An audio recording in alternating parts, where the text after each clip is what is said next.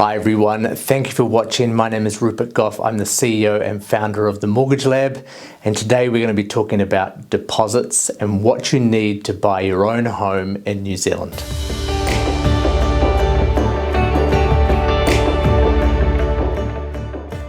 Low deposit lending is a lot trickier these days because the LVR restrictions are back on the banks. The banks only have a certain amount of money to give to anyone with less than 20% deposit buying their own home.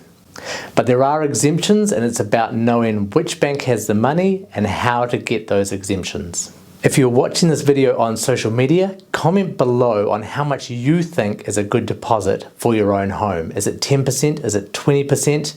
Should it be higher? Should you need 30% to buy your own home? We want to hear back from our clients to see what they think is a reasonable amount of deposit. The Reserve Bank has brought back in loan-to-value ratio restrictions for the banks, or LVR restrictions for the banks. This means they only have a certain amount of money that they can lend to anyone who they classify as a low deposit borrower. That's anyone with less than 20% deposit. So the best amount you can have when you're buying your own home is therefore 20%.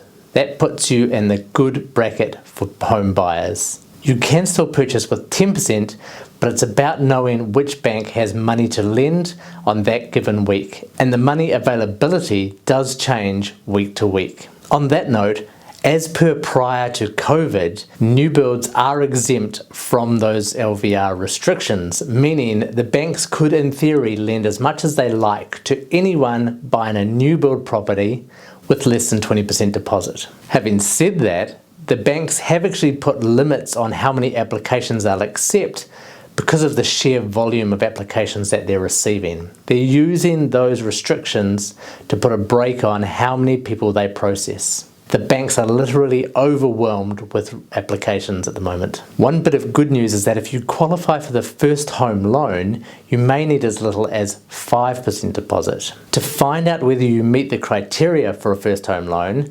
Google Mortgage Lab First Home Loan, and it will break down the income caps and the purchase price caps in your area. So in summary, for your own home, 20% deposit is best, 10% for an existing home is possible, and 10% for a new build is easier. And if you meet the first home loan criteria, you may need as little as 5%. You can find our article on deposits by Googling Mortgage Lab deposit, and that will tell you everything you need to know about deposits. Thanks for watching. Talk soon.